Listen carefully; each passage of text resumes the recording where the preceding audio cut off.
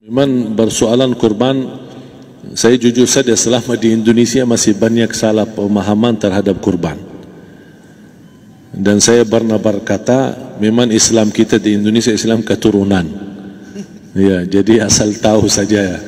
Ya, tapi dari segi belajaran, mohon maaf ya kita terlalu jauh terhadap pemahaman. Yang saya maksud, kita melaksanakan sesuatu tapi kita sudah belajar, sudah tahu, bukan hanya asal saya dengar, saya lihat, saya bukan sebatas itu, tapi kita punya dasarnya. Dan ini kelemahan kita, di antaranya kurban. Saya pernah mendengar, bukan malah sering mendengar soal kurban dihitungkan beroran. Jadi keluarga suami istri sama 5 anak berarti jumlah 7, wajib sapi. Kalau kurang daripada itu, atau misal suami istri tidak mampu, boleh ini tahun kurban kambing atas nama suami, tahun depan atas nama istrinya. Ini hal keliru sebenarnya. Yang dihitungkan soal kurban beda sama akikah dan beda sama zakat fitrah. Zakat fitrah sama akikah terhitung beroran. Akikah laki-laki 2 kambing, perempuan 1. Kalau tidak mampu boleh.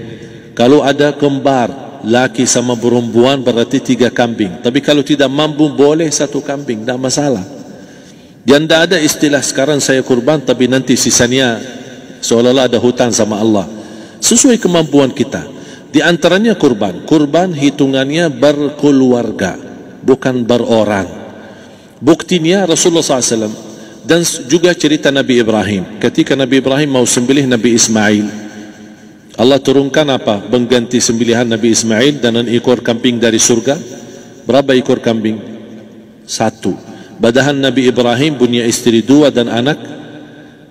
Ada istri Siti Hajar dan Sarah. Kemudian anaknya Ismail dan Ishak. Berarti semuanya berapa? 5. Kenapa Allah tidak turunkan 5 ekor kambing? Karena hitungannya memang 1 keluarga. Yang kedua, Rasul sendiri sembelih 2 kambing. Pertama, Bismillah atas nama Muhammad dan keluarga Nabi Muhammad.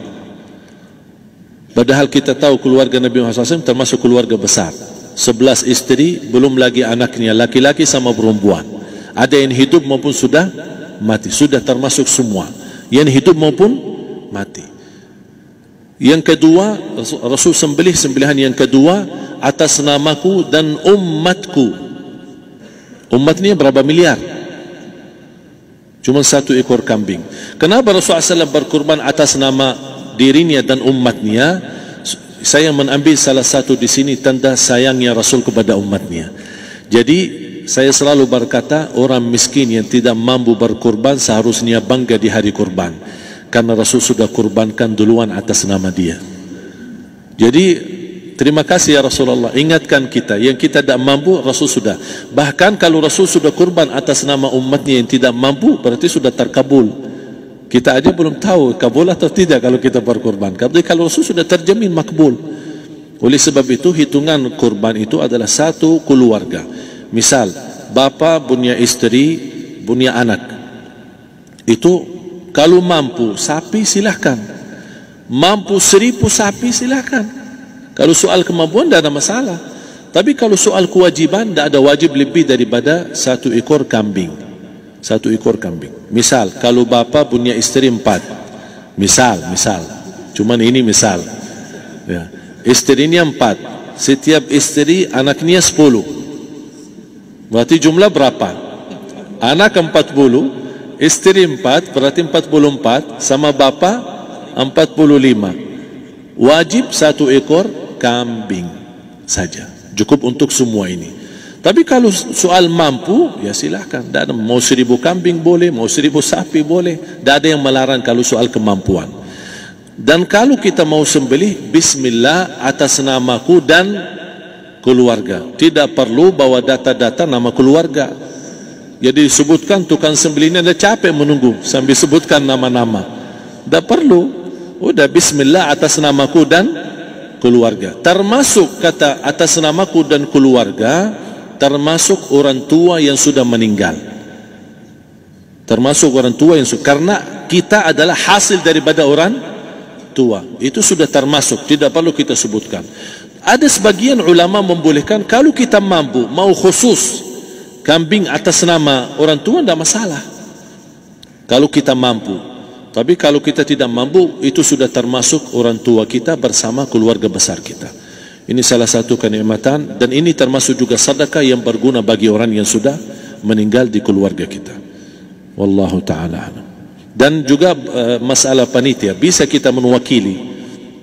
Kalau kita tidak mengerti sembelihannya dan tidak mengerti cara bagiannya. Tapi ada satu sunnah yang termasuk kehilangan sunnah ini, adalah banyak yang tidak mau makan dari hasil kurban. Padahal itu sunnah Rasul. Dari akikah boleh makan, dari kurban pun boleh makan. Bahkan sunnah SAW dibagi 3. Sepertiga pertama dihadiahkan. Maksudnya kata dihadiahkan kepada orang kaya. Misal tetangga saya tapi orang kaya, dia bukan miskin, tapi boleh saling hadiah. Karena inti daripada hadiah silaturrahim. Ada keluarga kita termasuk mampu, tapi saya kasih, ini alhamdulillah saya sembelih sapi. Barangkali dia tidak mampu, cuma sembelih kambing. Udah, kita dapat daging kambing, dia dapat daging sapi. Tapi dengan niat hadiah, bukan sedekah. Karena dia bukan orang miskin yang menerima sedekah. Yang sepertiga yang kedua adalah sedekah. Sedekah itu termasuk orang miskin. Yang ketiga, kita makan sendiri. Bahkan Rasulullah SAW selepas Idul Adha, beda sama Idul Fitri. Sebelum Idul Fitri dia makan kurma, meyakinkan batalan puasa. Tapi kalau Idul Adha tidak makan dan minum sebelum salat, kenapa? Bukan berarti tidak boleh. Tapi Rasulullah SAW ingin pertama pembukaannya, buka sarapannya atau makan di pagi harinya selepas Idul Adha adalah dari hasil sembelihan kambing itu atau dari kurban. Jadi kita sebagian sedikit. Tapi kalau kita merasa alhamdulillah rezeki saya banyak di rumah, alhamdulillah banyak ada makanan, mau sedekahin semuanya, semua mau sedekahin, tidak masalah. Tapi yang saya maksud, kenapa tidak kita sekali-kali hidupkan sunnah Rasul? Jadi sebagian, walaupun ada sebagian sedikit lah, buat istilahnya sama sedikit porsi nasi atau apa, karena kita berhak sebagai kita kurbankan lillahi ta'ala, kita berhak menikmati kurban ini yang lillahi ta'ala supaya kita mendapatkan keberkahannya, bukan hanya orang lain. Terus yang kedua ada masalah pembayaran. Kalau kita wakili panitia, boleh kita pesan sama panitia, tolong sedikit dari kurban saya minta buat saya makan. Itu tidak masalah, kita boleh minta.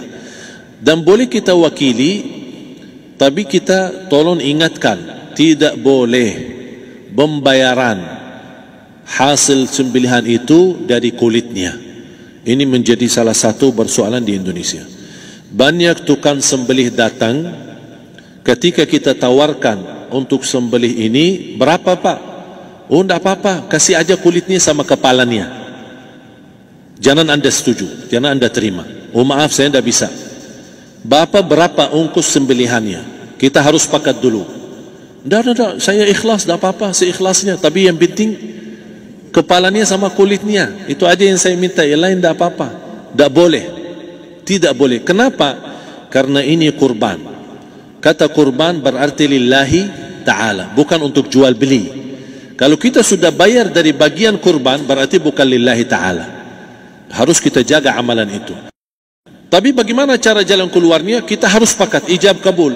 Sepakat dulu, Pak, saya udah begini, saya kasih untuk sembelihan 50.000. Bapak setuju? Ya udah setuju. Selesai kan? Sudah sembelih, sudah potong, sudah semua. Lepas ini semua, kita kasih ongkos 50.000 ongkos sembelihannya. Habis itu, Pak, kulitnya sama kepala hadiah buat Bapak. Itu tidak apa-apa, tidak masalah. Tapi bukan untuk bayar sembelihan. Faham maksud saya? Harus dibedakan supaya jangan sampai amalan kita kurban habis biaya, habis ini malah tidak diterima karena sudah kita bayar sebagian daripada kurban. Saya silahkan bayar apa yang kita sepakati, mau hadiahkan kepada dia karena kita tidak bisa guna. Buat apa yang kita mau gunain kulitnya? Tidak bisa. Tapi mereka, buat mereka lebih berguna, oleh karena itu kita bisa hadiahkan untuk mereka. Bahkan kita bisa juga kasih daging untuk mereka bisa menikmati sebagai sedekah. Wallahu taala alam.